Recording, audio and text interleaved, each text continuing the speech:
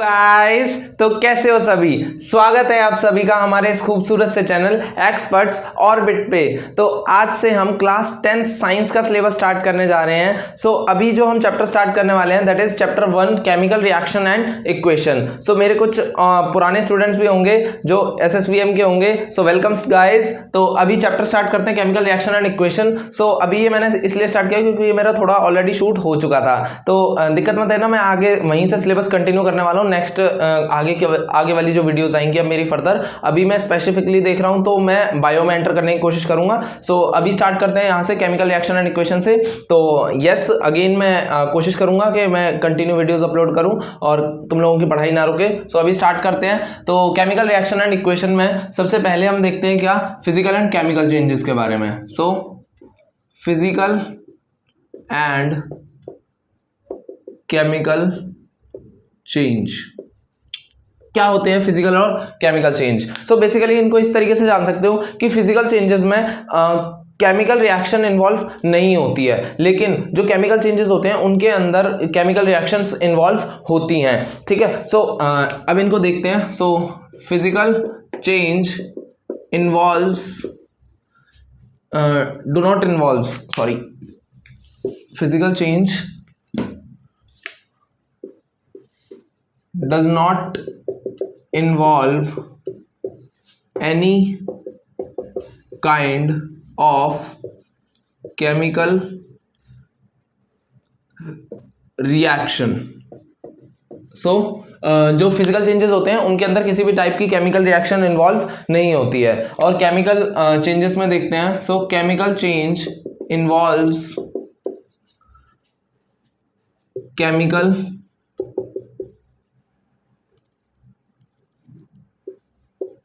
Reaction. ठीक है। सो जो केमिकल चेंजेस होते हैं इनके अंदर क्या होता है, केमिकल रिएक्शन इन्वॉल्व होती है। अब इनके एग्जांपल्स देखते हैं। सो फिजिकल चेंज का जो एग्जांपल होगा that is physical change example. So physical change का जो एग्जांपल होगा that will be melting of wax, melting of ice. So यहां ध्यान दोगे तो यहां पे क्या हो रहा है, इनका स्टेट ही चेंज होता है। ठीक है। So it is a physical property. तो जहां पे फिजिकल प्रॉपर्टीज चेंज होती हैं वो क्या होता है, हमारा फिजिकल चेंज होता है। इसके बाद आते हैं किस पे, केमिकल चेंज पे। सो केमिकल चेंज का जो एग्जांपल होएगा that is photosynthesis,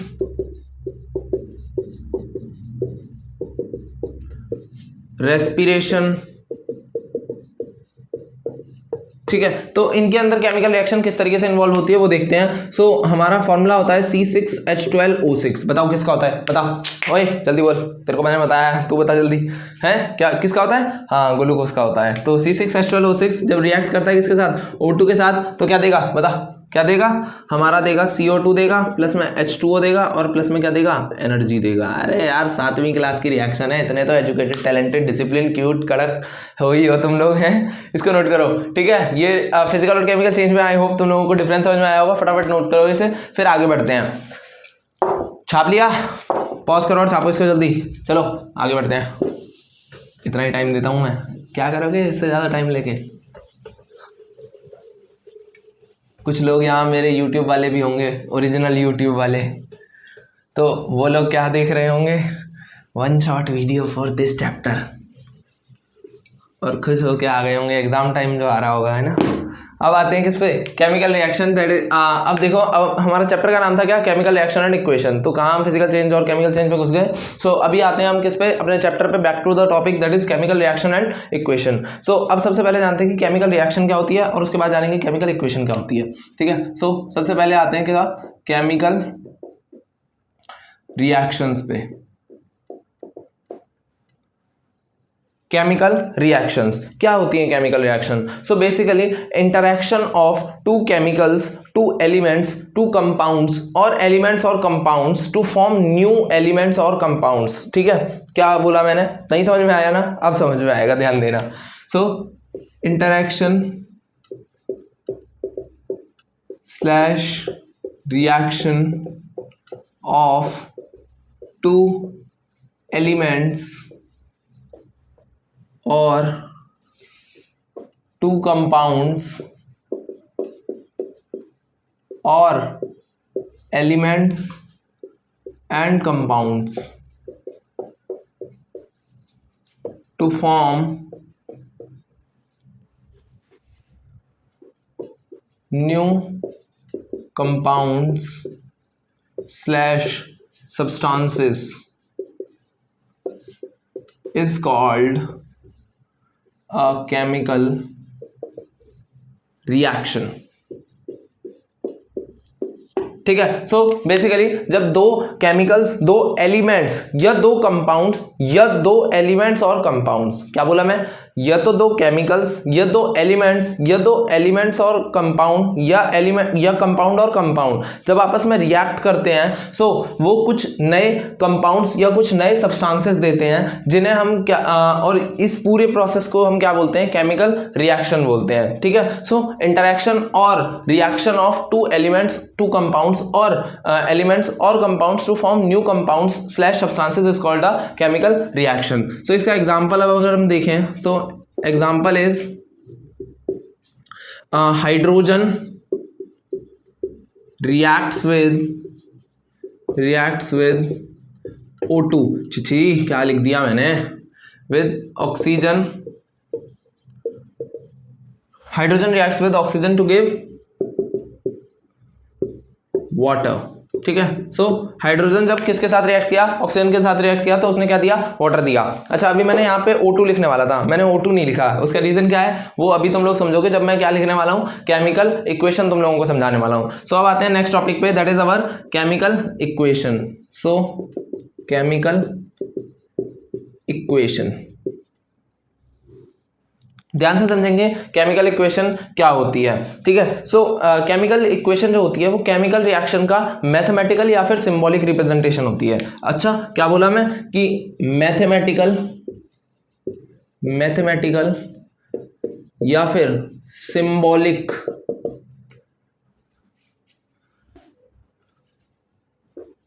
representation of chemical reaction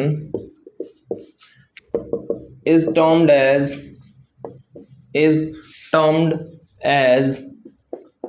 chemical equation. ठीक है. कि मैथमेटिकल या फिर सिंबॉलिक रिप्रेजेंटेशन किसका, केमिकल रिएक्शंस का, इन्हें हम क्या बोलते हैं, केमिकल इक्वेशंस बोलते हैं. सो इसका एग्जांपल अगर हम देखें, सो सेम एग्जांपल उठाऊंगा अब मैं यही वाला. तो अब देखोगे, सो हमारे पूरे पीरियोडिक टेबल में टोटल 118 एलिमेंट्स प्रेजेंट होते हैं. ठीक है.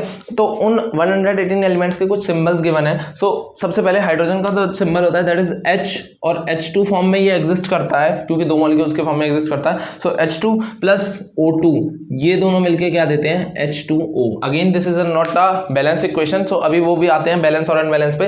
फिलहाल के लिए ये नोट करो, chemical reactions and equations copy करो. Balanced chemical equation. ठीक है. सो दो टाइप की हमारी इक्वेशंस होती हैं, एक होती है बैलेंस केमिकल इक्वेशन और एक होती है अनबैलेंस केमिकल इक्वेशन. सबसे पहले जानते हैं बैलेंस केमिकल इक्वेशन के बारे में. सो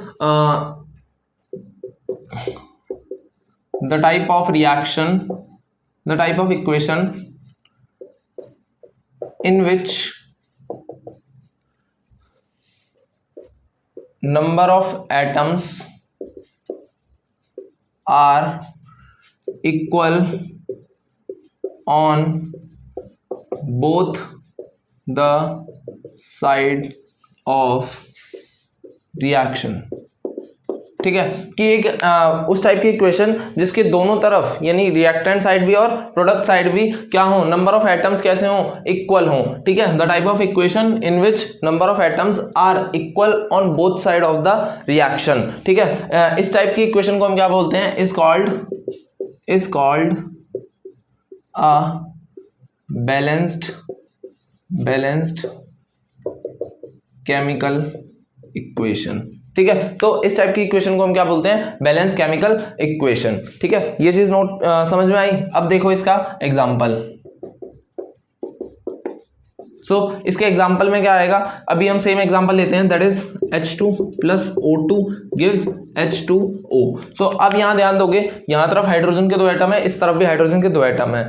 इसके बाद ऑक्सीजन के यहाँ पे 2 एटम है, यहाँ पे ऑक्सीजन का एक ही एटम है। सो ऑक्सीजन को बैलेंस करना पड़ेगा। सो अब ध्यान दोगे, ऑक्सीजन के यहाँ पे तो 2 हैं लेकिन यहाँ पे कितने हैं, 1 हैं। तो इसको किस तरीके से बैलेंस करेंगे, तो इसको बैलेंस करने के लिए, अच्छा ध्यान देना इस चीज़ में, थोड़ा ध्यान देना कि रिसेंटली मैंने अभी एक स्कूल में पढ़ाया था, तो उस स्कूल के बच्चे जो थे उसमें मतलब उन्होंने क्या मिस्टेक करी थी, जब मैंने पूरा पढ़ा दिया था उसके बाद टेस्ट जब दिया था तो ये कुछ इस तरीके से लिखा था, ठीक है। सो अब इन्होंने देखा कि यहाँ पे H2 है और यहाँ पे O2 है, तो H2 तो बैलेंस है लेकिन O क्या है, कमी है। तो O के आगे भी कुछ बच्चों ने इस पोजीशन पे 2 लगा दिया, जो कि गलत होता है। ये पोजीशन पे हम कोई भी नंबर ऐड नहीं कर सकते, ये एक अलग कंपाउंड बन जाता है, that is hydrogen peroxide H2O2 जिसका फॉर्मूला होता है। इसके बाद जो हमारा आता है जो सेकंड पोजीशन, कुछ बच्चों ने सोचा कि हम इधर लगा देते हैं। सो ये पोजीशन पे भी हम लोग नहीं लगा सकते, इस पोजीशन, ये भी पोजीशन हमारी हो गई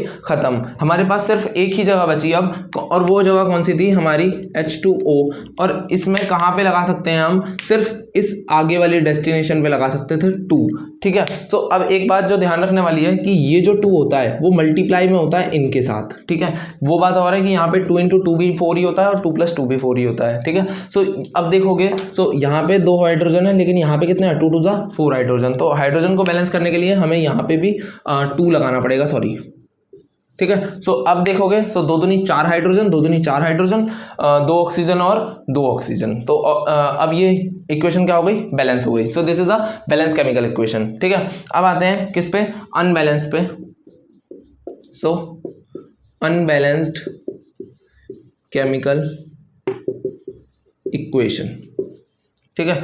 अनबैलेंस केमिकल इक्वेशन क्या होती है, सो एक ऐसे टाइप की इक्वेशन जिसके अंदर दोनों तरफ जो नंबर ऑफ एटम्स होते हैं वो बराबर नहीं होते, ठीक है। So the type of reaction in which number of atoms are not equal on both side of reaction, the type of equation in which number of atoms are not equal on both side of equation, ठीक है। सो एक ऐसे type की equation जिसके अंदर दोनों तरफ मतलब रिएक्टेंट साइड पे भी है और प्रोडक्ट साइड पे भी। तो type of reaction in which number of atoms are not equal on both side of the equation, या फिर इक्वेशन की जगह रिएक्शन लिख लो, ठीक है, is called a unbalanced chemical equation, ठीक है। इसे क्या बोलते हैं, एक अनबैलेंस केमिकल इक्वेशन कहते हैं। अच्छा, एक चीज जो ध्यान देने वाली है कि इसका एक और नाम होता है, दैट इज स्केलेटल इक्वेशन, ठीक है। ये चीज याद रखेंगे कि इसका एक और नेम होता है, दैट इज स्केलेटल इक्वेशन। तो कई बार वो ये भी पूछ लेता है कि व्हाट इज स्केलेटल इक्वेशन, तो वहां पे कई बार बच्चे कंफ्यूज हो जाते हैं, तो वहां पे डरना नहीं है, वहां पे वो सिर्फ अनबैलेंस इक्वेशन के बारे में ही पूछ रहा है। इसका एग्जांपल तो अगेन सेम ही ले लेते हैं, H2 + O2 गिव्स H2O। तो यहाँ पे दोनों तरफ एटम्स क्या है, सिमिलर नहीं है। सो ये क्या है, एक अनबैलेंस इक्वेशन का पार्ट है, ठीक है। इसे नोट करो, फिर आगे बढ़ते हैं, फटाफट कॉपी कर लो इसे जल्दी। तो चलिए गाइस, अब आगे बढ़ते हैं और अब देखते हैं क्या कुछ ऐसे फैक्टर्स या मोर कंडीशंस इन अ रिएक्शन। सो कुछ कंडीशंस होती हैं, कौन कौन सी, मोर कंडीशंस इन अ रिएक्शन। याद रखना ये जो शॉर्ट फॉर्म लिख रहा हूं, this will be of reaction, ठीक है। सो कुछ कंडीशंस होती हैं हमारी किसके अंदर, रिएक्शन के अंदर। So first one is heat. So heat को हम लोग डिनोट करते हैं इस छोटे से ट्राइंगल, और इस छोटे से ट्राइंगल को हम बोलते हैं क्या, डेल्टा, ठीक है। इसको प्रोनाउंस क्या करते हैं, डेल्टा। तो जो हीट होती है वो किस तरीके से अफेक्ट करती है वो भी आगे जानेंगे, ठीक है। सेकेंड फैक्टर जो होता है हमारा, दैट इज गैस लिबरेशन, ठीक है। और हीट के अंदर में मतलब और चीजें भी आती है, दैट इज सनलाइट और प्रेशर वगैरह, ठीक है। इसके बाद जो थर्ड चीज आती है, थर्ड चीज होती है हमारी catalyst. Next is precipitate form,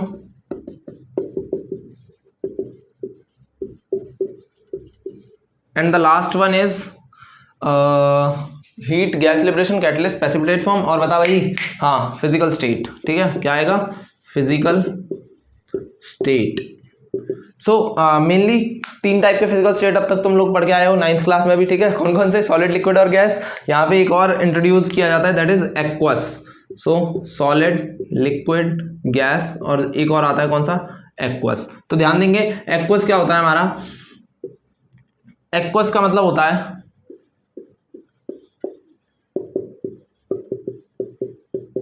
dissolved in water. ठीक है, क्या किया हमने?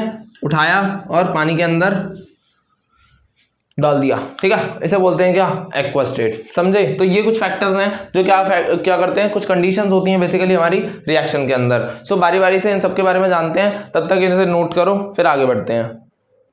तो चलिए गाइज अब आगे बढ़ते हैं और आगे अब हम देखेंगे वही सेम फैक्टर्स जो अभी देखे थे। सो सबसे पहला फैक्टर हमारा कौन सा था? बोल भाई, अभी बताया, हीट। ठीक है, हीट को हम लोग डिनोट करते हैं छोटू ट्राइंगल, छोटू ट्राइंगल मतलब डेल्टा। ठीक है, अब ये हीट हमारा किस तरीके से रिएक्शंस को अफेक्ट करता है, क्या चीजें होती हैं बेसिकली वो देखते हैं। सो कुछ ऐसी रिएक्शंस भी होती हैं जो सिर्फ हीट देने की वजह से ही प्रैक्टिकली पॉसिबल होती हैं, जैसे कि CaCO3।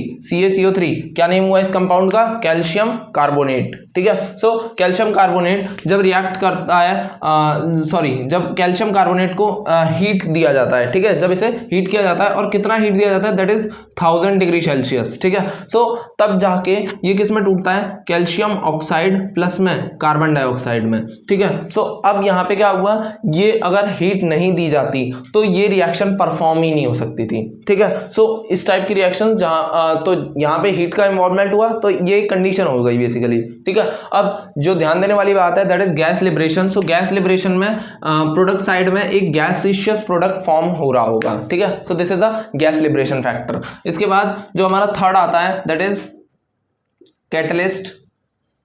सो कैटलिस्ट क्या होते हैं? ठीक है, सो अब देखो, any substance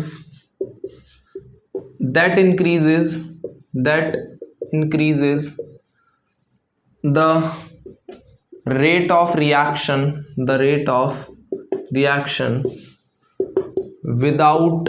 without itself being consumed। ठीक है, सो एनी सब्सटेंस, कोई ऐसा सब्सटेंस जो क्या करता है? इंक्रीज कर देता है रेट ऑफ रिएक्शन को। ठीक है, सो ये जो वर्ड है रेट का मतलब होता है स्पीड। ठीक है, यहां पर सो रेट ऑफ रिएक्शन मतलब स्पीड ऑफ रिएक्शन। तो कोई भी एक ऐसा सब्सटेंस जो क्या कर दे? रेट ऑफ रिएक्शन को क्या कर दे? इंक्रीज कर दे, लेकिन यानी स्पीड ऑफ रिएक्शन को बढ़ा दे, लेकिन खुद उस रिएक्शन में पार्टिसिपेट ना हो। ठीक है, तो ऐसे सब्सटेंसेस को हम क्या बोलते हैं? कैटलिस्ट बोलते हैं। अब इसको किस तरीके से समझा जा सकता है कि अज्यूम कर लो कि कोई भी एक पर्टिकुलर कंटेनर में ए केमिकल है और कोई भी एक कंटेनर में बी केमिकल है। दोनों को जब हमने ऐड किया तो ये एक कंपाउंड बनाते हैं सी, और इस रिएक्शन को परफॉर्म होने में अज्यूम करते हैं 10 मिनट्स का टाइम लगता है, जब इनकी जो अमाउंट था, ठीक है, जो कैटेगरी थी दैट विल बी 100 ml। ठीक है, दोनों ही क्या है? 100 ml है। तो ये कंप्लीटली दोनों मिलके एक प्रोडक्ट सी बनाते हैं कितने टाइम में? 10 मिनट में। ठीक है, अब मुझे कोई भी एक सब्सटेंस मिला एक्स, अब मुझे कोई भी एक सब्सटेंस मिला और अब मैंने एक बड़ा बीकर लिया और बड़े बीकर के अंदर मैंने A+B डाला। ठीक है, दोनों ही सेम अगेन 100 ml। अब क्या हुआ, जब मैंने दोनों को मिक्स किया सो अब क्या हुआ, ऊपर से मैंने क्या एक एक्स सब्सटेंस डाल दिया। ठीक है, सो अब जब मैंने ये एक्स सब्सटेंस डाला तो अब भी क्या हो रहा था? सी बन रहा था। ठीक है, बन अब भी सी रहा था, लेकिन अब मैंने क्या देखा कि अब जो टाइम लग रहा है दैट इज 5 मिनट। तो इसने स्पीड को क्या करा होगा? इंक्रीज करा होगा, तभी तो क्या हुआ? टाइम डिक्रीज हुआ। ठीक है, सो अब यहाँ पे जो ये एक्स सब्सटेंस है, इस एक्स सब्सटेंस को मैं क्या बोलूंगा? कैटलिस्ट। क्या बोलूंगा? कैटलिस्ट। समझ गए? तो कैटलिस्ट क्या होते हैं बेसिकली कि जो खुद रिएक्शन में इन्वॉल्व नहीं होते, लेकिन, और मैंने लास्ट में ये चीज नोटिस भी करी कि लास्ट में एक्स जो सब्सटेंस है वो एज इट इज इसी के अंदर रखा हुआ था। ठीक है, वो चीज मैं बताना भूल गया था। तो तुम लोग समझ के जा रहे हो यार, तुम एजुकेटेड हो, तो मैं लोगों को पढ़ाई की क्या जरूरत, तुम लोग खुद ही लोगों को पढ़ा देते हो। ठीक है, सो कैटलिस्ट समझ में आ गया। तो इतना हो गया। इसके बाद आते हैं अब हम किस पे? प्रेसिपिटेशन रिएक्शन पे, सो या फिर प्रेसिपिटेट फॉर्म पे। सो प्रेसिपिटेट फॉर्म जानने से पहले क्या होगा, तुम लोगों को जानना पड़ेगा क्या? Precipitation reaction. ठीक है, so fourth factor is precipitation reaction. ठीक है, क्या होती है प्रेसिपिटेशन रिएक्शन? सो एक ऐसे टाइप की रिएक्शन जिसके अंदर प्रेसिपिटेट फॉर्म होता है। ठीक है, so the type of reaction in which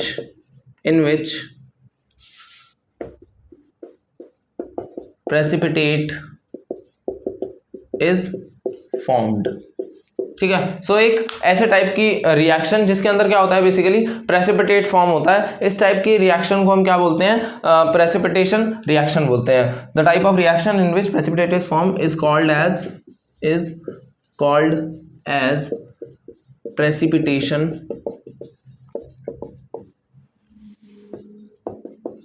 reaction. ठीक है, so the type of reaction in which precipitate is form, जहां पे प्रेसिपिटेट फॉर्म होता है उस टाइप की रिएक्शन को हम क्या बोलते हैं? प्रेसिपिटेशन रिएक्शन बोलते हैं।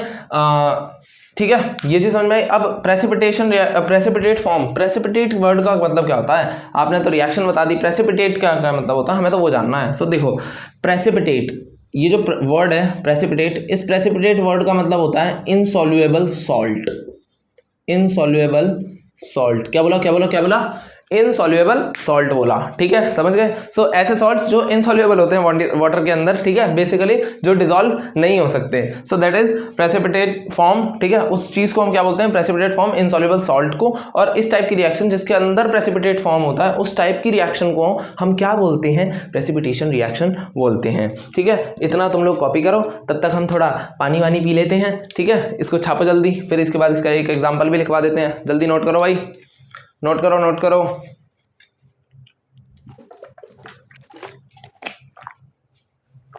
किया? नोट किया?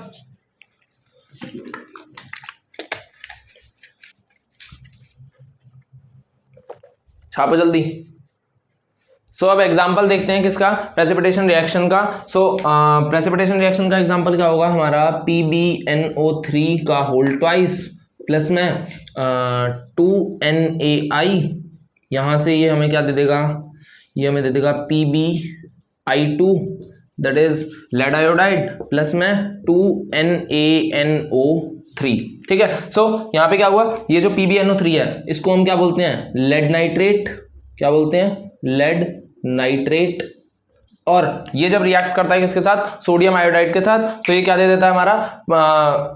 लेड आयोडाइड प्लस में 2NaNO3 that is sodium nitrate. ठीक है, सो ये हो गया हमारा क्या? Precipitation reaction. इसके बाद अब हम देखते हैं क्या जो है हमारा last, that is physical state. ठीक है, सो फिजिकल स्टेट कहाँ लिखूं? ये नोट कर लिया होगा मेरे हिसाब से, हीट वाला। ठीक है, तो मैं हीट वाले को हटा रहा हूँ और इसकी जगह पे लिख देते हैं।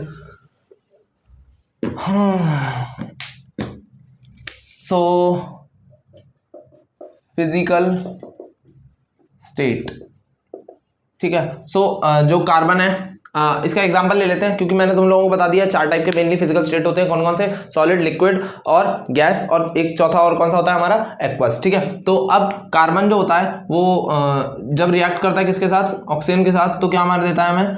CO2 दे देता है। ठीक है, सो फिजिकल स्टेट हमें किस तरीके से लिखना होता है कि जो कार्बन है, ठीक है, ये होता है हमारा सॉलिड फॉर्म में, तो ये हमारा रिप्रेजेंटेशन हो गया स्टेट्स का। और जो ऑक्सीजन होता है that is in gaseous form, and again CO2 is in gaseous form. ठीक है, सो इस तरीके से हमें केमिकल इक्वेशंस के अंदर यहाँ पे स्टेट्स को लिखना होता है कि उनका फिजिकल स्टेट क्या है। ठीक है, सो इतना नोट करो, फिर उसके बाद आगे बढ़ते हैं। कॉपी करो इसे फटाफट जल्दी, फिर आते हैं टाइप ऑफ रिएक्शंस पे। सो चलिए गाइस, अब आगे बढ़ते हैं। सो अब हम देखने वाले हैं क्या? Types of chemical reaction. So mainly कुछ जो टीचर्स होते हैं वो इसे इस तरीके से पढ़ाते हैं कि मेनली 6 टाइप की रिएक्शंस होती हैं, कुछ 8 टाइप की पढ़ाते हैं। तो मैं बेसिकली मेनली 4 टाइप्स की इक्वेशन पढ़ाता हूँ। ठीक है, मतलब 4 रिएक्शंस पढ़ाता हूँ, बाकी 4 भी पढ़ाऊंगा, लेकिन वो मैं अदर देन दिस पढ़ाता हूँ। ठीक है, तो डरना मत, मैं मेनली 4 टाइप अब जो मैं समझता हूँ जो जिस तरीके से पढ़ाना चाहिए मैं उसी तरीके से पढ़ाता हूँ। ठीक है, सो वो बाकी 4 जो हैं वो भी है, वो कौन कौन सी होती हैं? देखो, वो जो बाकी 2 होती हैं एंडोथर्मिक और एक्सोथर्मिक। देखो, जो 4 मेन टाइप की रिएक्शन होती है वो मैं बताने वाला हूँ, कॉम्बिनेशन, डिकम्पोजिशन, डिस्प्लेसमेंट और डबल डिस्प्लेसमेंट। ठीक है, इसके अतिरिक्त जो बाकी 2 होती हैं वो होती हैं एनर्जी फ्लो के बेसिस पे, that are endothermic and exothermic reactions. उसके बाद जो बची हुई 2 होती हैं that is oxidation and reduction. ठीक है, सो वो चीज़ भी आगे बताऊंगा मैं, तो डरना मत। सो अब आते हैं सबसे पहले किस पे? टाइप्स ऑफ केमिकल रिएक्शंस, ठीक है। So types of chemical reaction में बेसिक मेनली 4 टाइप की केमिकल रिएक्शंस होती हैं, ठीक है। कौन कौन सी?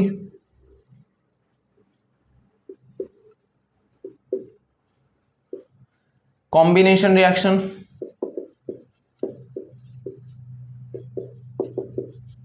Decomposition reaction,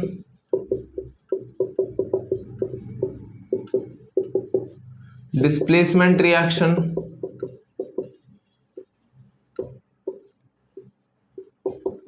and double displacement reaction,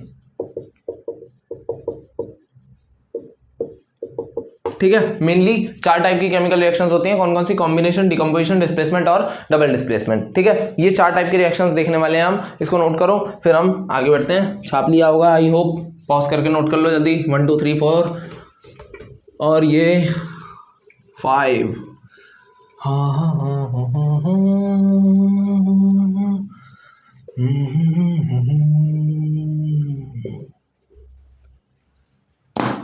सो अब आते हैं किस पे? सबसे पहले कॉम्बिनेशन रिएक्शन पे। हमारी फर्स्ट टाइप की reaction is combination reaction. So क्या हालचाल है बच्चों की? हम पढ़ रहे हैं केमिकल रिएक्शंस। इस टाइम रात के कुछ करीबन 1:30 पौने 2 बज रहे हैं और मैं शूट कर रहा हूँ, ठीक है। So combination reaction. So combination reaction एक ऐसे टाइप की रिएक्शन होती है जब 2 और मोर जो रिएक्टेंट्स होते हैं वो कंबाइन करके एक सिंगल प्रोडक्ट फॉर्म करते हैं, ठीक है। So when 2 or more reactants combines to form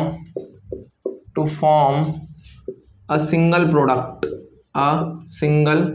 product is called as combination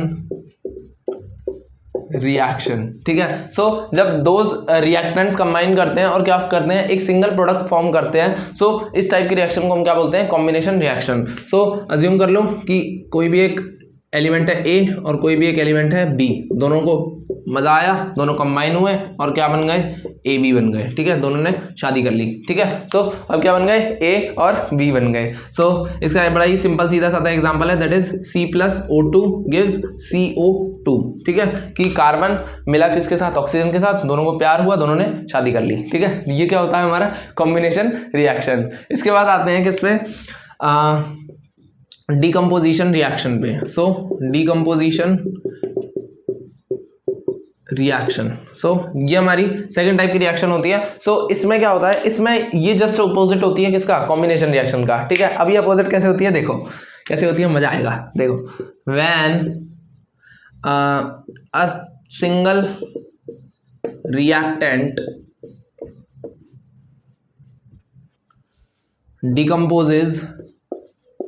decomposes to form more than to form 2 or more compounds या फिर 2 or more products, वो ज़्यादा सही रहेगा,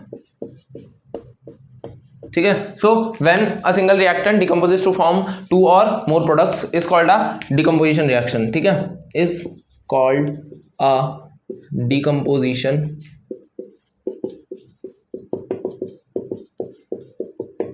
ठीक है। सो इस चीज को क्या बोलते हैं? डिकम्पोजिशन रिएक्शन कहते हैं, ठीक है। सो अब देखोगे, अब देखो कि कोई भी एक पर्टिकुलर कंपाउंड है ए बी, ठीक है। इसी सेम ए बी को लिया, अब ए बी के बीच में किसी वजह से झगड़े हुए, दोनों का तलाक हो गया, तो अब ये वापस से एग्जिस्ट करेगा किसमें? ए प्लस बी की फॉर्म में, ठीक है। तो मेनली एक चीज़ याद रखने वाली क्या है कि मोस्टली डिकम्पोजिशन रिएक्शंस जो होती हैं वो हीट देने की वजह से होती हैं। यानी यहाँ पे एक स्टार पॉइंट डाल के लिख सकते हो कि most of the decomposition reaction are endothermic, अब वो एंडोथर्मिक क्या होता है ये तुम लोगों को आगे पता चलेगा कि मोस्टली डिकम्पोजिशन रिएक्शंस कैसी होती हैं, हमारी एंडोथर्मिक रिएक्शंस होती हैं। ये चीज अभी समझ मतलब सिर्फ लिख लो, आगे पता चल जाएगा जब मैं एंडोथर्मिक और एक्सोथर्मिक के बारे में पढ़ाऊंगा, ठीक है। सो इसको नोट करो, फिर आगे बढ़ते हैं। बढ़ते हैं अपनी अगली टाइप की रिएक्शन पे, that is displacement reaction. So displacement reaction क्या होती है और ये किस तरीके से आगे हम लोग सीखेंगे उसके बारे में जानेंगे कि डिस्प्लेसमेंट रिएक्शन सबसे पहले होती क्या। तो सबसे पहले जानते हैं कि what is displacement reaction. So basically जब क्या होता है कि कोई एक ज्यादा रिएक्टिव एलिमेंट डिस्प्लेस कर देता है एक लेस रिएक्टिव एलिमेंट को उसके कंपाउंड में से। सो ऐसे टाइप की रिएक्शन को हम क्या बोलते हैं, डिस्प्लेसमेंट रिएक्शन। तो आइए इसकी डेफिनेशन लिखते हैं। सो when a high reactive metal, when a high reactive metal displaces a less reactive element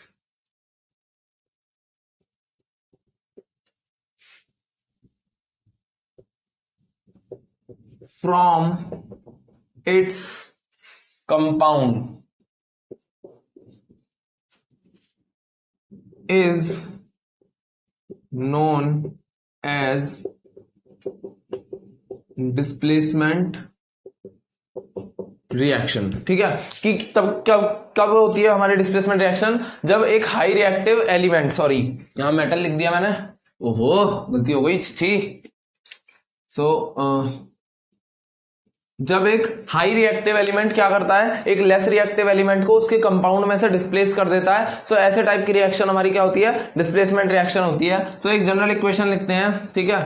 general equation क्या होगी यहाँ पे कि अज्यूम करते हैं कि कोई भी एक कंपाउंड है जो ऑलरेडी बना हुआ है, दैट इज ए बी, ठीक है, और इसके सामने हम एक और सी कंपाउंड सी एलिमेंट लाते हैं, और जब ये रिएक्शन कंप्लीट होती है सो अब क्या होता है कि क्योंकि C जो है वो ज्यादा रिएक्टिव है as compare to B, so A और C दोनों मिलके एक कंपाउंड फॉर्म कर लेते हैं, और जो C है वो B को उसके कंपाउंड में से डिस्प्लेस कर देता है। सो कुछ इस टाइप की रिएक्शन हमारी जो है होती है कि AB और प्लस C है, तो इन दोनों ने कंबाइन किया और क्या बना लिया, AC और प्लस में B दे दिया, ठीक है। इस टाइप की रिएक्शन को क्या बोलते हैं, डिस्प्लेसमेंट रिएक्शन कहते हैं। इसका एग्जांपल देखें। सो इसका एग्जांपल होगा हमारा क्या कि Zn प्लस में CuSO4 gives ZnSO4 plus Cu, ठीक है, कि क्योंकि Zn क्या होता है, ज्यादा रिएक्टिव होता है एज कंपेयर टू कॉपर, तो ये आगे क्या देता है, जिंक सल्फेट देता है, प्लस में कॉपर को उसके कंपाउंड में से डिस्प्लेस कर देता है। This is displacement reaction. अब सवाल ये आता है कि हमें ये चीज समझ में कैसे आएगी कि कौन सा एलिमेंट ज्यादा रिएक्टिव है, ठीक है। तो इसके लिए एक छोटी सी सीरीज होती है कि aluminium is more reactive then zinc, is more reactive than iron, is more reactive than copper, ठीक है, कि ये चार कंपाउंड्स हैं। सो इसके हिसाब से ये चार एलिमेंट्स हैं। सो एल्यूमिनियम जो होता है वो ज्यादा रिएक्टिव होता है as compare to zinc, it is more reactive than iron and it is again more reactive than copper, ठीक है। सो ये चीज होती है हमारी क्या, डिस्प्लेसमेंट रिएक्शन, ठीक है। इसको नोट करो, और इसके बाद हम आते हैं आगे next that is double displacement reaction के बारे में, ठीक है। अच्छा ये नोट करो जल्दी, 1 2 3 4 5। अच्छा एक कमाल की बात बताता हूँ, वो मैंने आज ही सुनी है, इसलिए मैं आप लोगों से शेयर करना चाहता हूँ कि आज मैंने क्या हुआ कि आज मेरे पास एक स्टूडेंट आया और मेरे को कहता है कि हमने एक क्लास ली थी कल। सो एक टीचर आई थी, उन्होंने हमें पढ़ाया था चैप्टर 1, तो उसमें उन्होंने डिस्प्लेसमेंट रिएक्शन के बारे में पढ़ाया। तो वो जो मैंने सुना ना, वो सुन के मैं हिल गया भाई, सही बता रहा हूँ। मतलब उन्होंने ये बताया कि जिस इक्वेशन में दोनों तरफ प्लस आता है, ऐसी इक्वेशन को डिस्प्लेसमेंट रिएक्शन बोलते हैं, ऐसी टाइप की रिएक्शन को हम डिस्प्लेसमेंट रिएक्शन बोलते हैं। भाई मैं ये सुन के हिल गया, दोनों तरफ प्लस आता है, ऐसे टाइप की रिएक्शन को हम डिस्प्लेसमेंट रिएक्शन बोलते हैं। ये चीज एक इस पे अब हंसी नहीं आएगी तो और क्या आएगा कि दोनों तरफ इक्वल टू के तरफ दोनों तरफ प्लस आ रहा है, तो ये डिस्प्लेसमेंट रिएक्शन है। ये कॉन्सेप्ट ही नहीं बताया गया कि एक हाई रिएक्टिव एलिमेंट जो होता है वो एक लेस रिएक्टिव एलिमेंट को उसके कंपाउंड में से डिस्प्लेस कर देता है। सो मेरे को अब मैं कम से कम 10 मिनट तक हंसा हूं इस बात पे, अब इस पे हंसी नहीं आएगी तो क्या आएगा, इस पे हंसी आएगी। ऑब्वियस सी बात है कि एक अगर कोई ऐसी इक्वेशन होती जहां पे डिस्प्लेसमेंट नहीं भी हो रहा और उसमें दोनों तरफ प्लस आ रहा है, तो उसे भी डिस्प्लेसमेंट बना दिया जाता है इस तरीके से। तो मैंने अपना माथा पकड़ लिया।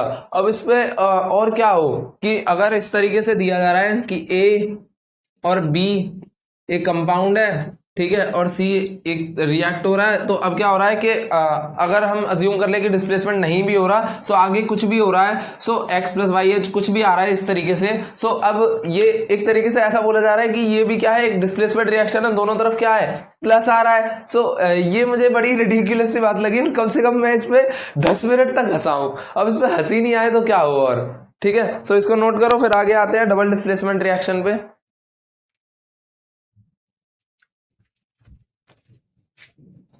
1 2 3 4 5।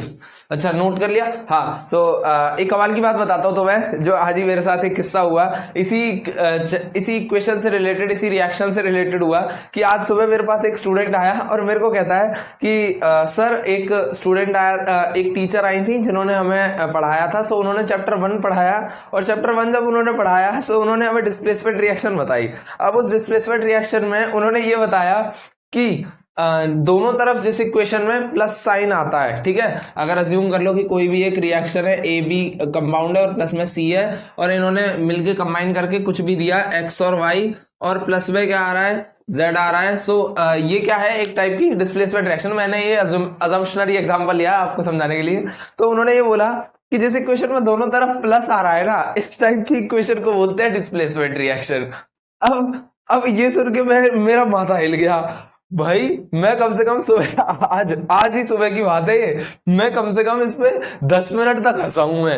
अब इस पे हंसी नहीं आएगी तो और क्या आएगा, कि दोनों तरफ प्लस आ रहा है, सो उस टाइप की रिएक्शन को हम डिस्प्लेसमेंट रिएक्शन बोल रहे हैं। अब इस पे हंसी आएगी, ऑब्वियस सी बात है, क्योंकि ये वाला कॉन्सेप्ट तो बताया ही नहीं कि जो एक हाई रिएक्टिव एलिमेंट होता है वो उसे लेस रिएक्टिव एलिमेंट वाले कंपाउंड में से उसे डिस्प्लेस कर देता है। तो मैंने जब ये सुना ना, आई वॉज शॉक्ड रियली कि इस टाइप के कॉन्सेप्ट्स भी बताए जा रहे हैं। So don't believe this.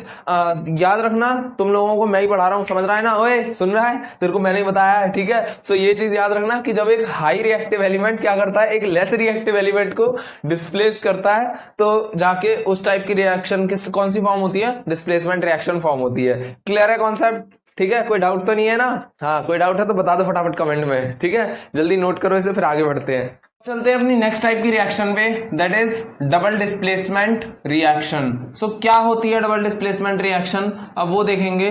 So heading लगा लो, डबल डिस्प्लेसमेंट रिएक्शन, ठीक है। सो डबल डिस्प्लेसमेंट रिएक्शन एक तरीके से, इस तरीके से आप लोग समझ सकते हो कि इसमें क्या होता है, एक दूसरे से अदला बदली कर लेते हैं। कि देखो, सबसे पहले mutual exchange of ions takes place, ठीक है। अब अभी रुक जाओ, एग्जांपल जब दूंगा, जनरल इक्वेशन जब लिखवाऊंगा, सो तब समझ में आएगा। So mutual exchange of ions takes place, ठीक है। अब जनरल इक्वेशन क्या होगी, इसकी किस तरीके से लिख सकते हैं हम, कि जनरल इक्वेशन में हम क्या लिखेंगे, ओहो क्या हो रहा है। सो जनरल इक्वेशन इसकी क्या होगी कि अगर कोई एक कंपाउंड है ए बी, ठीक है, लेट्स अस अज्यूम कोई एक कंपाउंड है ए बी। सो ये जब रिएक्ट करता है किसी कंपाउंड सी डी के साथ, तो अब क्या होता है कि सी वाला कहता है भाई तू बी वाला ना, तू कम रिएक्टिव है, तू हट जा यहां से, और मैं ए के साथ कंफर्टेबल हूं, तो मैं उसके साथ कंपाउंड बनाऊंगा। सो ए और सी मिलके एक कंपाउंड बना लेते हैं। अब जो बी बोलता है भाई तू अभी ये वाली जगह छोड़ दे, मैं तेरी जगह ले लेता हूं, तू मेरी जगह ले ले, ठीक है। सो अब ये जो बी है ये डी के साथ कंपाउंड बना लेता है, तो दोनों क्या कर लेते हैं, एक दूसरे के साथ चेंज हो जाते हैं, दूसरा एक दूसरे के साथ इंटरचेंज कर लेते हैं। जो mutual exchange of ions takes place, यानी म्यूचुअल एक्सचेंज हुआ दोनों में, ठीक है, दोनों ने एक दूसरे की पोजीशन क्या कर ली, एक्सचेंज कर ली। सो इसका एग्जांपल अगर देखें, सो इसका एग्जांपल होगा NaOH प्लस में HCl, ठीक है। सो अब क्या होता है, यहाँ पे ये H बोलता है इस OH को कि चल भाई तू मेरे साथ चल, और ये जो Cl बोलता है ये बोलता है तू हट, मैं यहाँ आ जाता हूँ, ठीक है। सो अब क्या होता है, NaCl बोलता है, तो Cl ने इसको बोला भाई तू हट जा यहाँ से, तो ये इसकी जगह चला जाता है, और अब ये OH बोलता है कि तू यहाँ से हट जा, मैं इसके साथ जा रहा हूँ, तो ये H2O बना लेता है, ठीक है। सो अब क्या बन गया, NaCl प्लस H2O। सो इस टाइप की रिएक्शन हमारी क्या होती है, डिस्प्लेसमेंट रिएक्शन होती है, इसे नोट करो। फिर आते हैं आगे बची हुई दो टाइप की रिएक्शन पे, जो कि होती है हमारी एनर्जी फ्लो के बेसिस पे, that are endothermic and exothermic reactions. So note करो इसे, फिर आगे बढ़ते हैं। चलिए गाइस अब आगे चलते हैं और अब आते हैं टाइप्स ऑफ रिएक्शन पे on the basis of energy flow. ठीक है, अब तक हमने जो 4 टाइप की रिएक्शन देखी थी वो जनरल बेसिस पे देखी थी, अब हम देखेंगे एनर्जी फ्लो के बेसिस पे। सो अभी समझ में आ जाएगा किस चीज के बारे में बात कर रहा हूँ। सो बेसिकली 2 टाइप की रिएक्शन होती है, first is endothermic reaction and second one is exothermic reaction. So दोनों में डिफरेंस क्या होता है? सो एंडोथर्मिक रिएक्शन वो होती है those type of reaction in which heat या फिर टर्म लिखी जाती है basically in which energy is supplied। ठीक है, कि एक ऐसे टाइप की रिएक्शन जिसके अंदर एनर्जी क्या होती है, हम सप्लाई करते हैं। नेक्स्ट आते हैं एक्सोथर्मिक पे। सो एक्सोथर्मिक क्या होती है? The type of reaction in which heat नहीं, अगेन एनर्जी टर्म लिखते हैं, अभी बताऊंगा दोनों में क्या डिफरेंस है। सो इन विच एनर्जी इज इवॉल्व्ड या फिर ऑब्टेन्ड। ठीक है, सो एंडोथर्मिक रिएक्शन वो टाइप की रिएक्शन होती है जिसमें क्या होती है, हम एनर्जी सप्लाई करते हैं, और एक्सोथर्मिक वो होती है जिसके अंदर एनर्जी हमें मिलती है, जिसके मतलब पूरी रिएक्शन परफॉर्म होने के बाद हमें एनर्जी लास्ट में ऑब्टेन हो रही है। इसमें एनर्जी हम सप्लाई कर रहे हैं, इसमें एनर्जी हमें ऑब्टेन हो रही है। सो ये दोनों में बेसिकली मेनली डिफरेंस होता है। अब इसमें बेसिकली जो दिया जाता है वो हीट दिया जाता है, और इसमें ऑब्टेन भी जो होता है वो हीट ही होता है। अब हीट के लिए हम लोग बचपन में एक टर्म यूज करते थे, heat is a form of energy. So वही चीज यहां पे लग रही है कि एनर्जी की एक फॉर्म होती है हीट, तो इसीलिए हम लोग क्या एक वर्ड कंपैटिबल यूज कर लेते हैं, दैट इज एनर्जी। ठीक है, जो कि सुनने में भी अच्छा लगता है, और एनर्जी फ्लो के बेसिस पे एनर्जी ही लिखना ज्यादा बेटर रहता है। ठीक है, सो इसका अगर एग्जाम्पल देखें, सो इसका एग्जाम्पल होगा हमारा क्या, बताओ भाई, इसका एग्जाम्पल क्या होगा? मैंने दिया था ना, कौन सा वाला? हाँ, कैल्शियम कार्बोनेट। इसको जब हम क्या करेंगे, हीट करेंगे, सो ये किसमें टूट जाता है, कैल्शियम ऑक्साइड प्लस में कार्बन डाइऑक्साइड में। तो इसमें क्या हुआ, ये डेल्टा क्या है, हीट है, हीट हमने सप्लाई करी है, हीट सप्लाई करी मतलब क्या, heat is a form of energy, तो हमने क्या सप्लाई किया, एनर्जी सप्लाई की, दैट्स इट। वही मैं कह रहा था, बोलो बल्ले बल्ले। ठीक है, ये इसका एग्जांपल समझ में आया। अब आते हैं किस पे, इसके एग्जांपल पे। सो इसके एग्जांपल में क्या होगा कि कौन सी ले बताओ। एक्सोथर्मिक में तो बहुत सारी हो सकती हैं, जैसे कि C6H12O6 प्लस में O2। ठीक है, सो दोनों ने कंबाइन किया और क्या देते हैं हम, बता, तू बताएगा भाई, बोल भाई, आशीष, चिंटू, पिंटू, फिंटू, जो भी है बोलो जल्दी। CO2 प्लस में H2O, और प्लस में हमें क्या मिलती है, इसमें एनर्जी मिलती है। याद है ये रिएक्शन, याद है, बचपन में पढ़ी थी? हाँ, याद आया कुछ? भूले बिस्तरे पढ़ी थी 4-5 साल पहले। छापो इसे, जल्दी जल्दी नोट करो। फिर इसके बाद आते हैं टाइप्स ऑफ डिकम्पोजिशन रिएक्शन पे। ठीक है, बेसिकली बताऊंगा डिकम्पोजिशन रिएक्शंस के कितने टाइप होते हैं, इसे नोट करो पहले, जल्दी जल्दी भाई जल्दी। ओहो, इतना टाइम थोड़ी लगाते हैं बच्चों, क्या कर रहे हो? हा हा हा हा हा।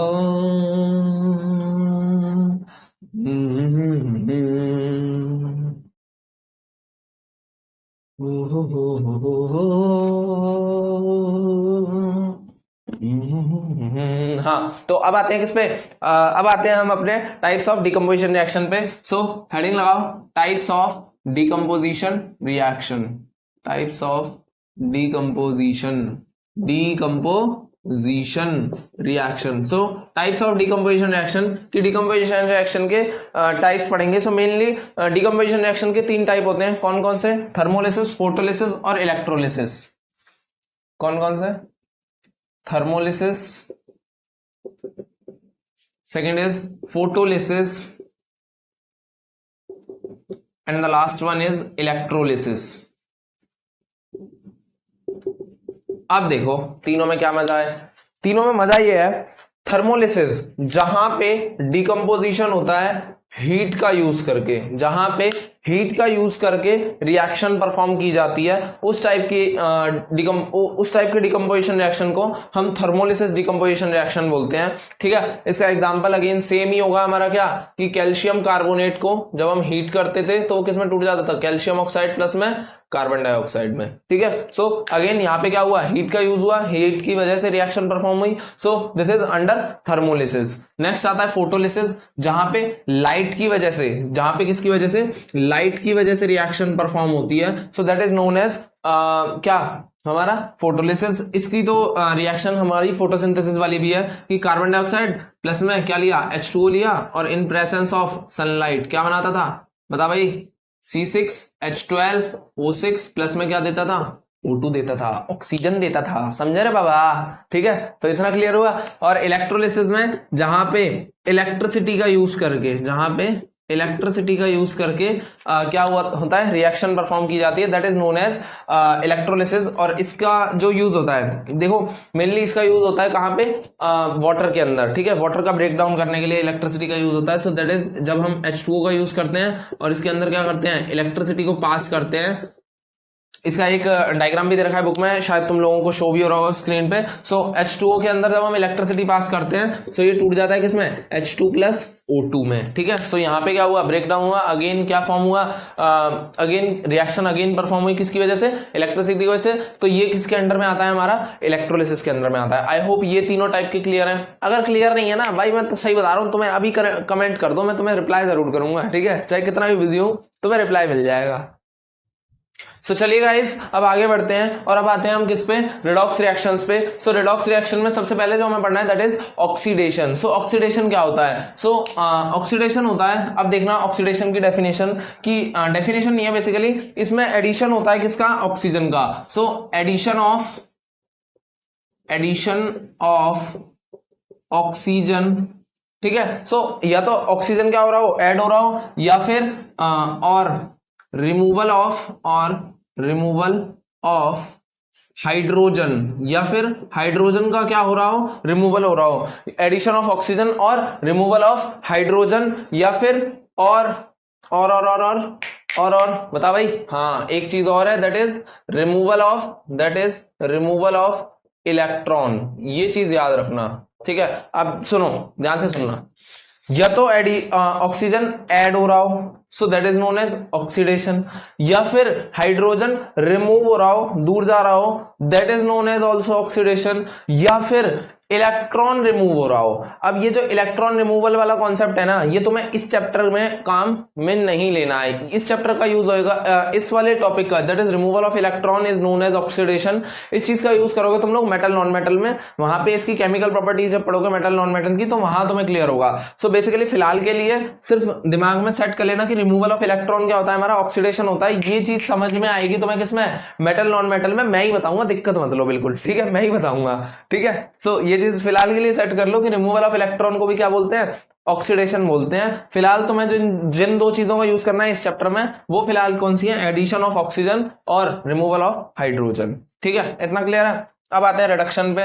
तो रिडक्शन में इसका उल्टा होता है कि रिमूवल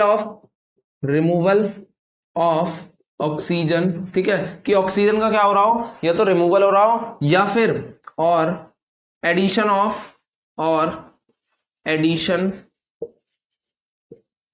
ऑफ हाइड्रोजन, कि हाइड्रोजन का क्या हो रहा हो, एडिशन हो रहा हो, ठीक है। और तीसरी चीज क्या होनी चाहिए इसके हिसाब से, एडिशन ऑफ इलेक्ट्रॉन, यानी कि इलेक्ट्रॉन्स ऐड हो रहे हो।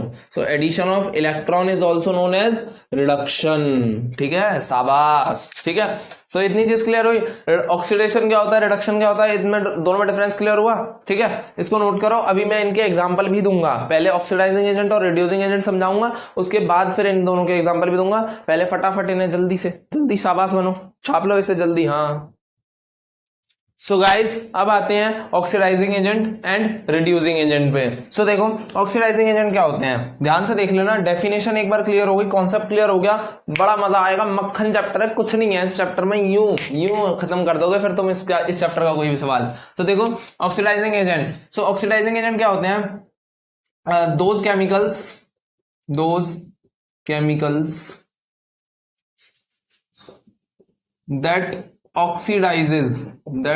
oxidizes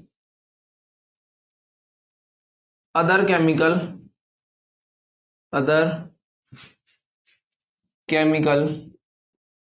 but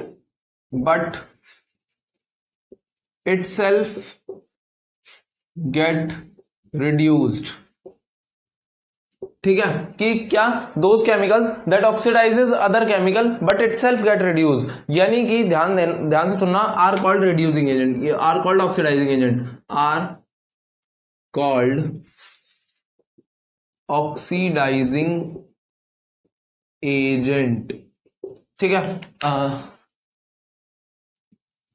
तो ध्यान दो कि those chemicals that oxidizes other chemical, ऐसे केमिकल्स या ऐसे सब्सटेंस जो क्या करते हैं, दूसरे सब्सटेंसेस को ऑक्सीडाइज करते हैं, ठीक है, दूसरे सब्सटेंसेस को ऑक्सीडाइज करते हैं, लेकिन खुद क्या हो जाते हैं, रिड्यूस हो जाते हैं, खुद क्या हो जाते हैं, रिड्यूस हो जाते हैं।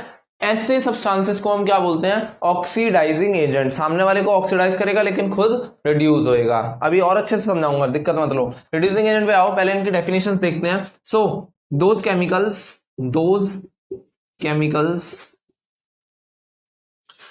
that reduces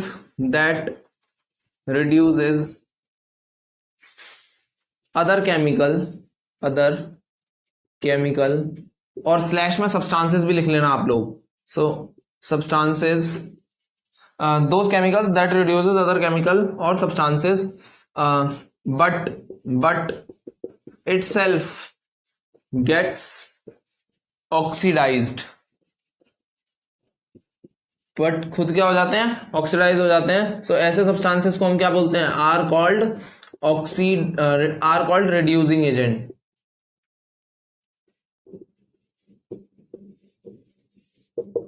अब देखो, अब ठंडे दिमाग से ध्यान से सुनना, प्यार से सब समझ में आ जाएगा। ऑक्सीडाइजिंग एजेंट वो एजेंट्स जो क्या करते हैं, सामने वाले को ऑक्सीडाइज करते हैं लेकिन खुद रिड्यूस हो जाते हैं। ऐसे सब्सटेंसेस को हम क्या बोलते हैं, ऑक्सीडाइजिंग एजेंट्स बोलते हैं।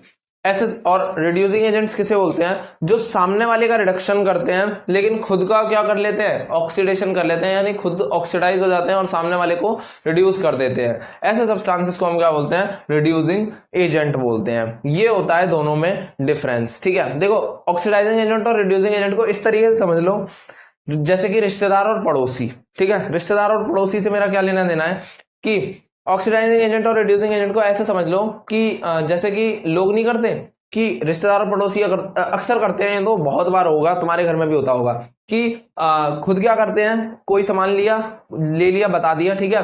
अब अगर हम पूछते हैं तो हमें क्या बोलेंगे कि हम वहां से लाए हैं, जबकि खुद कहीं और से ही लाते हैं, ठीक है। सो बताएंगे कुछ और लेकिन किया कुछ और होगा। तो सामने वाले के साथ कुछ और कर रहे हैं और खुद के साथ कुछ और किया। सो सेम ये भी करता है कि सामने वाले को क्या किया, ऑक्सीडाइज किया, लेकिन खुद क्या हो गया, रिड्यूस हो गया, ठीक है। वही रिश्तेदारों वाला खेल हो गया। सेम इधर भी सेम ही चीज होती है कि सामने वाले को क्या करता है, रिड्यूस करता है, लेकिन खुद क्या हो जाता है, ऑक्सीडाइज। तो यहाँ पे भी इसने वही रिश्तेदारों और पड़ोसियों वाली औकात दिखाई, ठीक है। अब क्लियर है, अब तो बहुत अच्छे से समझ में आया होगा, ठीक है। अब इसका एग्जाम्पल देखो, दोनों का ही एग्जाम्पल आ जाएगा, दोनों का नहीं, इनफैक्ट चारों का एग्जाम्पल आ जाएगा। कौन से चार अभी बताया था, ऑक्सीडेशन, रिडक्शन, ऑक्सीडाइजिंग एजेंट और रिड्यूसिंग एजेंट। तो सारे चारों यहां पे क्लियर हो जाएंगे। देखना, बड़ा अच्छा एग्जांपल देता हूं, H2 plus F2 gives 2HF, ठीक है। ये रिएक्शन दिख रही है अच्छी खासी, ठीक है। सो अब देखो, अब क्या होगा कि अब ध्यान देना कि यहां से ये एक घर अज्यूम कर लो, एक ये वाला घर अज्यूम कर लो, ठीक है। सो अब क्या हो रहा है, इस वाले घर से हाइड्रोजन क्या हो रहा है, रिमूव हो रहा है और इसमें ऐड हो रहा है, तभी तो आगे रिएक्शन परफॉर्म हो रही है, ठीक है भाई। इतना समझ में आ रहा है, इस वाले घर से हाइड्रोजन का क्या हो रहा है, रिमूवल हो रहा है, एक्साइटेशन हो रहा है, और इस वाले घर में हाइड्रोजन क्या जा रहा है, घुस रहा है, ठीक है। सो इस वाले घर से रिमूवल हो रहा है, और रिमूवल ऑफ हाइड्रोजन हम क्या बोलते थे, ऑक्सीडेशन। सो इस वाले घर पे क्या हुआ हमारा, ऑक्सीडेशन, ठीक है। ये चीज क्लियर हुई। H2 वाले घर में हमारा क्या हुआ, ऑक्सीडेशन, ठीक है। और इस वाले घर में हाइड्रोजन क्या हो रहा है, ऐड हो रहा है। So addition of hydrogen is known as reduction, ठीक है। सो इस वाले घर में क्या हुआ, रिडक्शन हुआ। इतना कॉन्सेप्ट क्लियर है, इतनी चीज समझ में आई, ठीक है। दोबारा देख लो कि इस वाले घर से क्या हो रहा है, ये जो H2 वाला घर है, इस वाले घर से हाइड्रोजन रिमूव हो रहा है। So removal of hydrogen is known as oxidation, ठीक है। सो ये इस वाले घर में क्या हुआ, ऑक्सीडेशन। अब हाइड्रोजन यहां से रिमूव हो रहा है और इस वाले घर में घुस रहा है। सो जिस घर में घुस रहा है, addition of hydrogen is known as again क्या, रिडक्शन। सो ये क्या हो गया, रिडक्शन। इतना क्लियर हुआ। अब ध्यान दो ऑक्सीडाइजिंग एजेंट और रिड्यूसिंग एजेंट पे। सो H और F यही ऑक्सीडाइजिंग एजेंट है और यही रिड्यूसिंग एजेंट है, और कौन सा ऑक्सीडाइजिंग और कौन सा रिड्यूसिंग है वो अब समझ में आएगा। ऑक्सीडाइजिंग एजेंट की डेफिनेशन ध्यान से देखो कि those chemicals that oxidises other chemical, यानी कि जो बाकियों को ऑक्सीडाइज करते हैं लेकिन खुद क्या हो जाते हैं, रिड्यूस हो जाते हैं। सो अगर यहां देखें F पे, सो इसने क्या किया, इस वाले घर का क्या किया था, ऑक्सीडेशन। भाई इसी की वजह से हाइड्रोजन यहां से निकला। सो इस वाले F ने क्या किया, इस वाले घर का ऑक्सीडेशन किया, ठीक है। सो इस वाले घर का ऑक्सीडेशन किया, लेकिन इस घर से हाइड्रोजन को अपने घर में ले लिया, तो अपना घर का क्या किया था, रिडक्शन किया था। तो सामने वाले घर का ऑक्सीडेशन करके खुद का रिडक्शन कर रहा है, इसका मतलब F क्या है हमारा, ऑक्सीडाइजिंग एजेंट है। F क्या है हमारा, ऑक्सीडाइजिंग एजेंट है। अब समझ में आया। और दूसरा देख लो कि H2 को देखते हैं। सो H2 क्या होता है, अब आओ रिड्यूसिंग एजेंट की डेफिनेशन पे। सो those chemicals that reduces other chemical, ऐसे केमिकल्स जो दूसरों को क्या करते हैं, रिड्यूस करते हैं। सो इस घर में क्या हुआ था, रिडक्शन हुआ था, तो इसने इस वाले घर का क्या किया, रिडक्शन किया, लेकिन बट इटसेल्फ गेट ऑक्सीडाइज, लेकिन अपने घर का क्या किया था, ऑक्सीडेशन किया था। ठीक है, समझ आए, सामने वाले घर का रिडक्शन किया लेकिन खुद के घर का क्या किया, ऑक्सीडेशन। सो ऐसे केमिकल्स को क्या बोलेंगे, हमारा रिड्यूसिंग एजेंट। सो इन्हें हम क्या बोलेंगे, रिड्यूसिंग एजेंट्स। ठीक है, क्लियर है। ऑक्सीडेशन, रिडक्शन, ऑक्सीडाइजिंग एजेंट और रिड्यूसिंग एजेंट। मेरे हिसाब से अब इस कॉन्सेप्ट में तुम लोगों को कोई दिक्कत नहीं आनी चाहिए, सारा कॉन्सेप्ट क्लियर हो गया होगा, है ना। कोई डाउट है फटाफट कमेंट कर दो, नोट करो जब तक इसे, मैं अभी आता हूं, जब तक इसे छापो। सो अब बढ़ते हैं अपने नेक्स्ट टॉपिक की तरफ, दैट इज कोरोजन।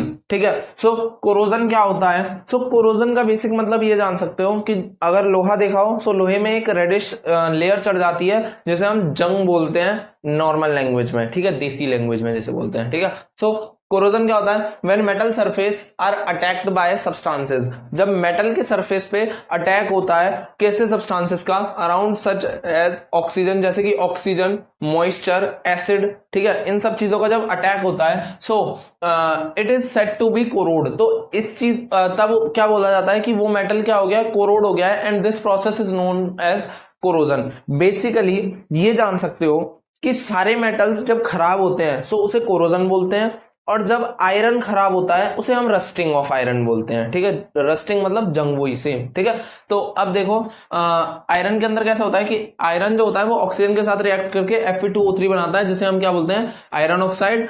इसे रस्ट भी बोलते हैं नॉर्मल लैंग्वेज में, और ये कैसे कलर की होती है, ये रेडिश कलर की होती है। ठीक है, नेक्स्ट आते हैं जब कॉपर। ठीक है, सो कॉपर क्या करता है, CO2 यानी कि कार्बन डाइऑक्साइड के साथ और वाटर के साथ रिएक्ट करता है और क्या बना लेता है, कॉपर कार्बोनेट बना लेता है, जो कि ब्लू कलर का होता है। अगर तुम लोगों ने देखा हो, सो कॉपर के जो बर्तन आते हैं, ठीक है, सो उसके अंदर अगर हम पानी डाल के रखें तो कुछ टाइम बाद उस पर एक लेयर चढ़ जाती है, जो कि एग्जैक्टली यही होती है जो अभी तुम लोग पढ़ रहे हो, समझे। इसके बाद देखो Ag+S, तो Ag सिल्वर और प्लस में S सल्फर, तो ये दोनों मिलके AgS बना लेते हैं, जो कि ब्लैक कलर का होता है। ठीक है, तो ये अगेन एक और लेयर है और एक और मेटल खराब हो रहा है। ठीक है, सो अब देखो it is undesirable since it reduces strength. तो ये क्या होती है, अनडिजायरेबल होती है। और क्यों होती है अनडिजायरेबल, मतलब हमारी इच्छा के विरुद्ध आती है। इट रिड्यूसेस स्ट्रेंथ, और ये क्या करती है, स्ट्रेंथ को रिड्यूस कर देती है, एंड फेड इट्स अपीयरेंस, और अपीयरेंस को क्या कर देती है, फेड कर देती है, यानी कि जो दिखता है, जो अगर देखते होगे ओरिजिनली कोई भी बर्तन आता है सो कितना अच्छा शाइन करता है, लेकिन कुछ टाइम बाद उसकी अपीयरेंस कैसी हो जाती है, यानी वो दिखता कैसा है, थोड़ा डल दिखता है, थोड़ा लो दिखता है, उसकी अपीयरेंस कैसी हो जाती है, थोड़ी लो हो जाती है। So corrosion is also an oxidation process, और कोरोजन क्या होता है, ये एक ऑक्सीडेशन प्रोसेस होता है। ठीक है, am I क्लियर, इधर तक तो समझ में आया। इसके बाद इसको नोट करो, अब आते हैं रेंसिडिटी पे। सो गाइस अब आगे चलते हैं और हमारा नेक्स्ट टॉपिक है that is rancidity. So rancidity क्या होता है कि रेंसिडिटी बेसिकली ये जान लो कि अगर कभी चिप्स वगैरह के पैकेट्स खाए हैं, ठीक है, तो चिप्स वगैरह के पैकेट खाए हैं, उसे खोला, उसे खाया, अज्यूम कर लो कि खाने का मन नहीं कर रहा, वैसे तुम लोग मुझे पता है भुक्का रही हो, ठीक है, तो पूरा पैकेट ही खा जाते होगे। सो क्या हुआ कि पैकेट खोला, मन नहीं किया खाने का, तो हमने उसे खुला छोड़ दिया। जब उसे हम एक्सपोज कर देते हैं एयर के कांटेक्ट में, ठीक है, सो अब क्या होता है, कुछ टाइम बाद हम देखते हैं कि उसकी स्मेल चेंज हो जाती है, सॉरी उसकी ओडोर चेंज हो जाती है, ठीक है। सो ये सब हो जाता है, ये सब उसमें फैक्टर्स में चेंजेस आ जाते हैं। सो अब क्या करना होता है, अब देखो रेंसिडिटी बेसिकली होता क्या है, so the taste and odour of food items, ठीक है। तो टेस्ट एंड ओडोर क्या हो जाती है, चेंज हो जाती है, कैसे, किस चीज की, फूड आइटम्स की, जो क्या कंटेन करते हैं, फैट एंड ऑयल कंटेन करते हैं, चेंजेस तो उनकी चेंज हो जाती है ओडोर और smell when they are left expose to air.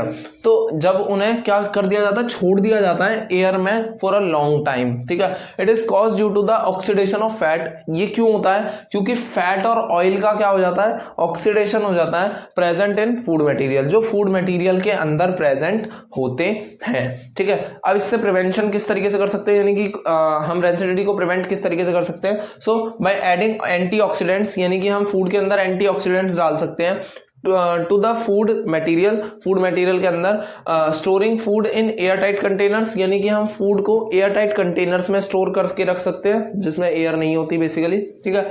और next is using flush bags with nitrogen gas, और हम फ्लश बैग्स का भी यूज कर सकते हैं नाइट्रोजन गैस डाल के। सो अगर तुम लोगों ने देखा हो कि चिप्स के पैकेट के अंदर पहले से ही हवा भरी आती है, जिसे हम सोचते हैं कि चिप्स वाले जो है वो हमारे साथ चीटिंग कर रहे हैं, हवा भर के दे देते हैं, तो वो एक्चुअली में नाइट्रोजन गैस होती है, और वो इसीलिए भरी जाती है ताकि जो फूड है वो नाइट्रोजन की वजह से ऑक्सीजन के कांटेक्ट में आए, तो ऑक्सीजन की वजह से ऑक्सीडेशन हो जाएगा और फिर फूड खराब हो जाएगा, तो उसका कोई सेंस नहीं बनता, ठीक है। So basically this whole concept is known as rancidity, ठीक है। अब इसे फटाफट नोट करो, जल्दी नोट कर लो, तब तक मैं थोड़ा पानी वानी पी लूं, हैं, नोट करो फिर आगे बढ़ते हैं, कॉपी करो इसे,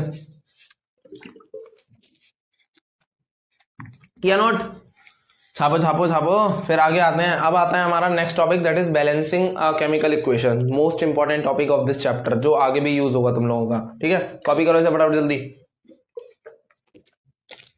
how to balance a chemical equation, कि एक केमिकल इक्वेशन को किस तरीके से बैलेंस किया जाता है। सो अब ध्यान दें कि हम सबसे पहले एग्जांपल लेते हैं ये वाला, ताकि थोड़ा इजी हो जाए अंडरस्टैंडिंग के लिए कि किस तरीके से हम किसी भी एक केमिकल इक्वेशन को बैलेंस करते हैं। सो अब चलिए शुरू करते हैं, ठीक है। सो देखो कि H2 plus O2 gives H2O। तो ध्यान रखना कि बैलेंसिंग क्या है, कि बेसिकली इधर जितने एटम है उतने ही इस तरफ भी होने चाहिए, जितने एटम्स रिएक्टेंट साइड पे होते हैं किसी एक इक्वेशन के, उतने ही एटम्स उसके प्रोडक्ट साइड पे भी होने चाहिए। This is known as a balance chemical equation, ठीक है। सो अब देखो यहां पे अगर हम चेक करें, अगर हम यहां पे चेक करें, सो H2 है, यानी हाइड्रोजन के 2 एटम है, और यहां पे भी हाइड्रोजन के 2 एटम है। लेकिन अगर चेक करें यहां पे ऑक्सीजन के 2 हैं, लेकिन ऑक्सीजन का यहां पे कितना है, सिर्फ एक ही एटम है। सो एक एटम यहां पे क्या है, ऑक्सीजन का कम है। सो अब क्या है, ऑक्सीजन को बैलेंस करना पड़ेगा। अच्छा, कुछ बच्चे ऐसा करते हैं, रिसेंटली मैं जब एक स्कूल में पढ़ा रहा था, तो वहाँ पे मैंने जब ये चैप्टर करा दिया, तो उसके बाद उन्होंने क्या किया कि उन्होंने देखा कि यहाँ पे हाइड्रोजन 2 है, यहाँ पे हाइड्रोजन 2 है, यहाँ पे ऑक्सीजन 2 है, यहाँ पे ऑक्सीजन 1 है, तो उन्होंने ऑक्सीजन के आगे 2 लगा दिया, यानी कि यहाँ 2 लगा दिया। ध्यान रखना ये वाली पोजीशन पे हम कोई भी नंबर ऐड नहीं कर सकते, ये बैलेंस नहीं मानी जाएगी, ये एक दूसरा कंपाउंड बन जाता है, दैट इज H2O2, जिसका नाम होता है हाइड्रोजन पेरोक्साइड, ठीक है। सो यहाँ ये वाली पोजीशन हो गई हमारी खत्म, ठीक है, इतना क्लियर है। अब इसके बाद कुछ बच्चों के दिमाग में और खुराफात आया, और उन्होंने क्या किया, उस 2 को उठा के इस जगह पे लगा दिया, यानी इस O के आगे वाली पोजीशन पे। इस पोजीशन पे भी हम लोग 2 नहीं लगा सकते, ठीक है। अब बची हमारी सिर्फ एक पोजीशन, वो है ये वाली पोजीशन, और इसी जगह पे हम वो 2 लगा सकते हैं। सो जब हम यहाँ पे 2 लगाएंगे, सो ध्यान रखना कि ऑक्सीजन तो 2 हो गए, लेकिन अब हाइड्रोजन के नंबरों में गड़बड़ी आ गई। क्यों? क्योंकि ये और ये दोनों नंबर हमेशा मल्टीप्लाई में रहते हैं, याद रखना। वो बात और है, यहाँ पे 2 × 2 भी 4 होएगा और 2 + 2 भी 4 होएगा, लेकिन याद रखना ये दोनों नंबर्स हमेशा कैसे होते हैं, मल्टीप्लिकेशन में होते हैं। तो 2 × 2 = 4, तो यहाँ पे हाइड्रोजन 4 हो गए, लेकिन यहाँ पे हाइड्रोजन कितने हैं, 2 ही हैं। सो हाइड्रोजन को बैलेंस करने के लिए हमने इधर भी क्या लगा दिया, 2 लगा दिया, ठीक है। सो 2H2 और प्लस में O2 गिव्स 2H2O।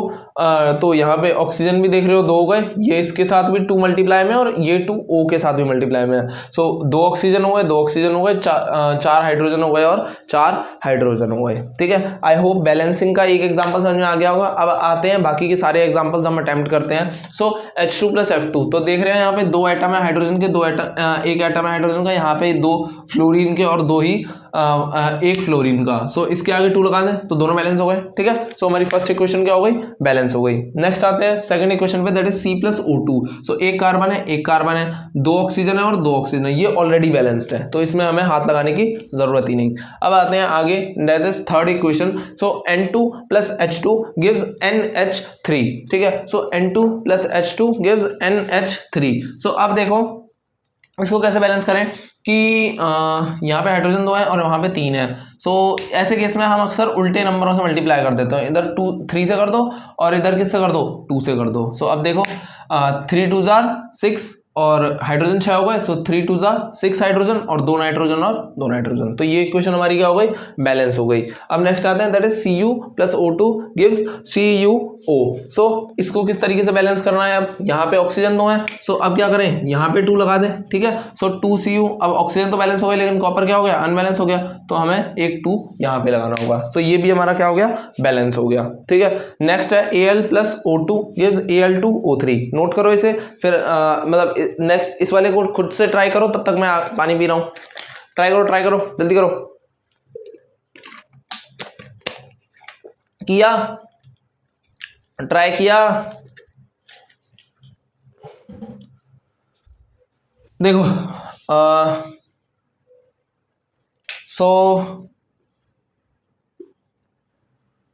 हाँ तो हो गया बैलेंस, ठीक है। देखो 3 2 6 ऑक्सीजन, 3 2 6 ऑक्सीजन और 4 Al और 4 Al, बैलेंस्ड, ठीक है। नेक्स्ट आते हैं Fe2O2 plus C gives Fe plus में CO2। सो इसे बैलेंस करना है, करो ट्राई करो।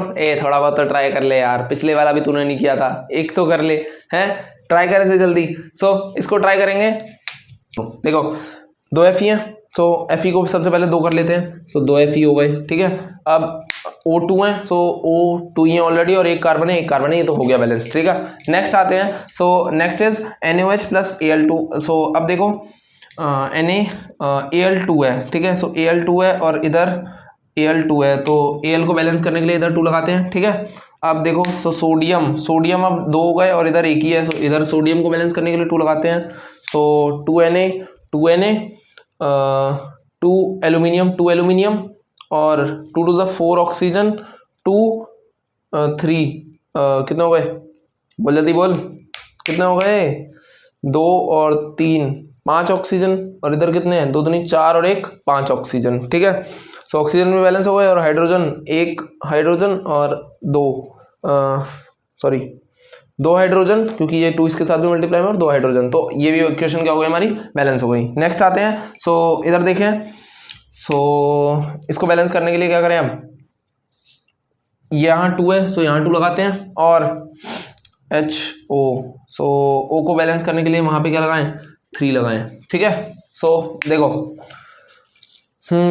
अब 3 2 6 HCl हो गए, सो 6 Cl करना पड़ेगा, ठीक है। सो अब देखो 6 Cl, सो 3 2 6 Cl, ठीक है।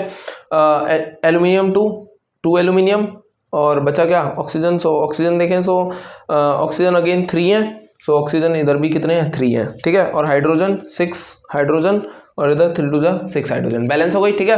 अब आते हैं नेक्स्ट पे, सो CH4 plus O2 gives CO2 plus H2O। सो एक तो करो यार, एक तो करो, इतने तो ईमानदार बनो, इतने तो बेईमान मत बनो, नोट करो जल्दी करो इसे। अरे हुआ, अरे यार देखो CH4 प्लस O2 और देखो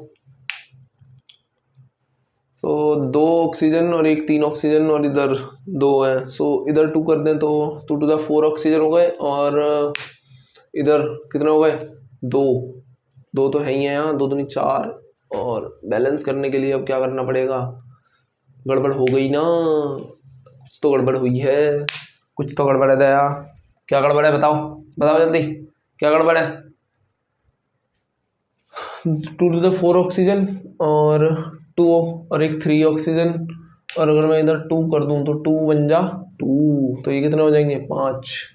मेरे हिसाब से ये हुआ कि नहीं हुआ, जल्दी बताओ।